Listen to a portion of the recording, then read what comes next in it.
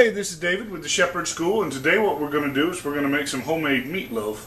I got this idea from BexarPrepper. She did a nice 12-minute meatloaf video before, and she's got a nice recipe and such. I'm not going to show you my meatloaf recipe. I figure everybody's got a favorite meatloaf recipe, so just make your meatloaf, and I'm going to show you some tips on canning it. Okay, now this is a cold pack, right? So it's pretty simple. All you need to do is just fill your mason jar up with your meatloaf. And these are wide-mouth jars. You want to use wide-mouth jars so you can get the meatloaf back out. If you use narrow-mouth jars, you're basically just canning round beef because you're going to tear it up when you get it out, okay? Make sure we don't have any air bubbles, that we knock it in there pretty tight, but that we leave a lot of headspace. You're going to need about double the headspace that you normally use so that the grease doesn't bubble up, okay? So I got it packed in. And just press it down.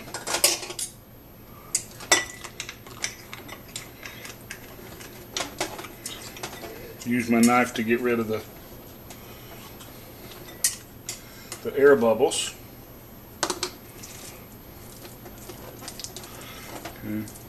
Just make a little divot for the grease to sit in rather than want to come down the sides. You know, you could make meatballs and throw the meatballs in here too, or you could cook it and pack the cooked meat that way, but I like the idea of cooking it in the jar. Now you got to be real careful. This isn't necessarily an FDA approved recipe, alright? And so I'm not going to tell you how long this stuff could be stored for, because I don't have the testing data. I consider this to be more of a lifestyle food than a prepper food, a food storage thing. Okay? Because you'll see once we've cooked it, we'll open one of these up and show you how nice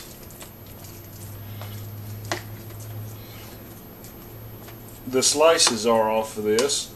So if you're working, come home, this is going to be real easy for you to you know, pull one of these out, heat it up, and have supper ready real quick. A lot cheaper and more cost effective, I guess, than dining out or buying microwavable food. And you know what's in it. I guess for good or for bad, good or bad. Okay, now I'm gonna clean out the sides of these lids as best as I can and get as much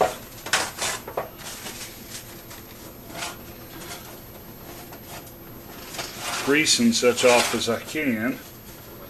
You want a real good seal here.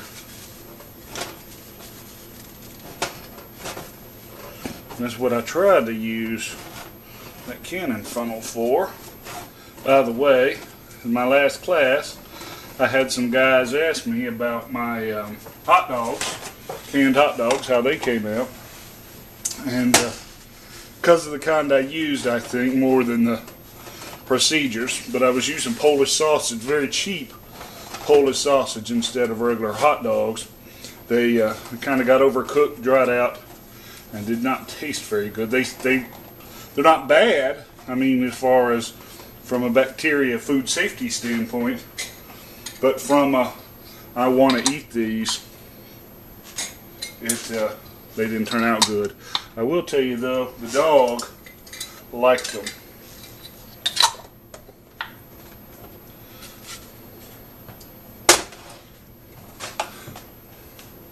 Alright, so there they are, and what we're going to do is we're going to get out the pressure canner. You got to do this with a pressure canner. Okay? Get out the pressure canner, put these in there. We're going to cook them for 90 minutes at 10 pounds. Okay? So 90 minutes at 10 pounds. Alright, there's our pressure canner. We've got them in there with some water. Like I said, because this is a cold pack, we don't have to have the water and everything boil and everything starts cold. We put the water in there like the pressure canner instructions said. We've got it on boil.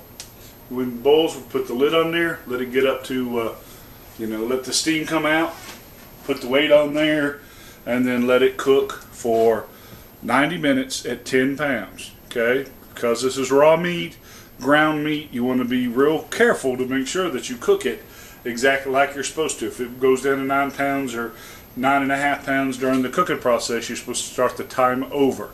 So be real careful and be watchful of this. After we're done processing, we'll pop it out and let you see what it looks like. There it went. That's my favorite part. We'll come back when everything's done. Okay, there they are coming out of the cooker. They're all bubbling up all nice. Once they cool and pop, we'll open one up. Okay, so it's cooled down a little bit. Pull the top off.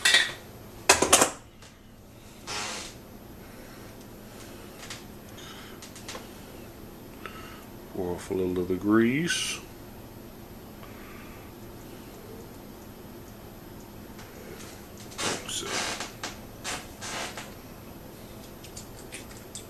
Okay, so I probably should have let it cool down a little bit longer and harden up a little bit.